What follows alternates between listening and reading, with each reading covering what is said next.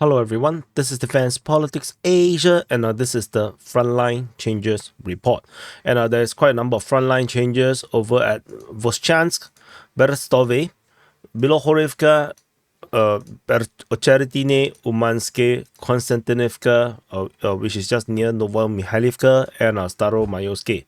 And to access this mapping, you can actually check out all the different changes and all the sources and information, the latest information. You can actually go to defensepoliticsasia.com /Ukraine. You can actually find this mapping here, and you can actually manipulate this. And and actually look at the information. Everything over here is sourced. You can actually see all the different days. The map allows up to 9 days. So you can actually go back 9 days. If not, then you actually have to look at this. Look at the archives, and you can see more information. So we go to the frontline changes report, and over the Vovchansk region, there is new developments. Russian forces have continued to expand their control. This is based on Russian mapping. They have actually expanded their control over towards the south, despite the Ukrainians were trying to counterattack over on their eastern positions. So, and based on the Russian mapping, they also claim to have control over this area here. This is considered firm control, according to the information from Ryba based on their mapping. So which means that the Ukrainian position around here is more like a salient into the Russian position. I think it is pretty possible for the Ukrainians to do more. But anyway, this is the frontline changes report over at the Vovchansk region in the Kharkiv front. The next frontline change is over at Berestove. So this is actually over at the Sviatove or the Kupiansk front. So in case you're lost, this Kupiansk, this Berestove, Sviatove, collectively this is also known as the Oskil front. And so at the Berestove region, based on Ukrainian mapping information from Deep State UA, have shown that the Russian forces have expanded their control in the northern position just off Kromalny. So Russian forces have expanded their control a little bit as they try to move towards Pischani, as well as continue their fight for Berestove. So anyway, this is the frontline change over at Berestove. The next frontline change is over at Luhansk region in Bilohorivka. So this Bilohorivka in the Luhansk region at the Sivers front, the Ukrainian forces has been geolocated to be struck by artillery, Russian artillery, and the fact that it's just next to our front line, which means that the Ukrainians actually have more control around this tree line and the forest region around here. So the Ukrainian forces basically have captured more grounds as per what we have understood previously, and we shall continue to monitor to see what is next. The next frontline change is over at the Avdiivka front, over at Ocheretine. So this is Avdiivka city, the infamous fortress of a city in the north of Ocheretine. Based on information, the geolocation by Creamy Caprice, they actually have reacted. Deep State UA's mapping have now marked the Russians have taken more control around here in the northern part of Ocheretine.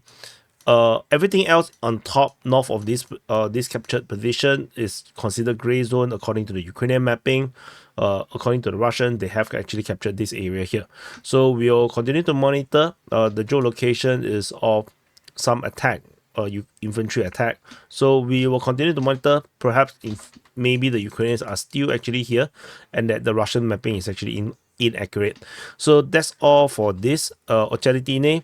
Further south at UMANSKE, the Russian forces have captured most of UMANSKE. In fact, the entire northern half of UMANSKE has been captured by the Russian forces. This is information from Ryba, the pro-Russian source, and is corroborated by geolocation of video footage showing that the Russians actually did capture the entire of the northern part, leaving only the southern part under Ukrainian control. We will continue to monitor to see how this develop. Definitely this is actually wrong. So yeah, it should look like this. So this is the situation over at UMANSKE. The Russian forces have taken most of it. I think very soon we're going to have a pincer. Let me use another color, a pincer. And we will cause the fall of UMANSKE. So that's all for UMANSKE at the Avdiivka front. The next frontline change is a bit further away, over at Konstantinivka or Novomikhailivka region. So this Konstantinivka, this Novomikhailivka, there is a Russian geolocation here, and so anyway, this geolocation of the Russian forces assaulting this tree line shows that the Russian forces have actually now expanded control. And so far, I put it as such a conservative take at this moment. We shall continue to monitor and see whether the Russians can make anything out of this or capturing the entire tree line around here. So one small step to another big step. So that's all for Konstantinivka. And the last frontline change is over at Staromaiorske. Also at the Donetsk front at the Verdica Novostilka sector. And the Russian forces in the battle of Staromaiorske, yesterday we mentioned that the Russians have taken a lot of grounds. This was the yesterday's report. The Russian forces seems to have expanded their control based on the Russian mapping.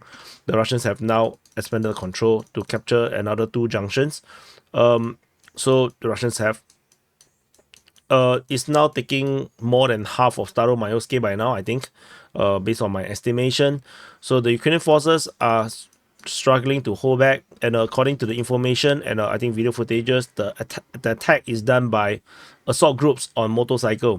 Very unbelievable thing is it usually happens only in computer games, because you just rush and then the enemy will not expect you to be so fast, and then they actually do it in real life. So quite bizarre. So that's it. So this is the frontline changes report. The SIPREP will come up next. So thank you for watching. I will see you guys in the next update.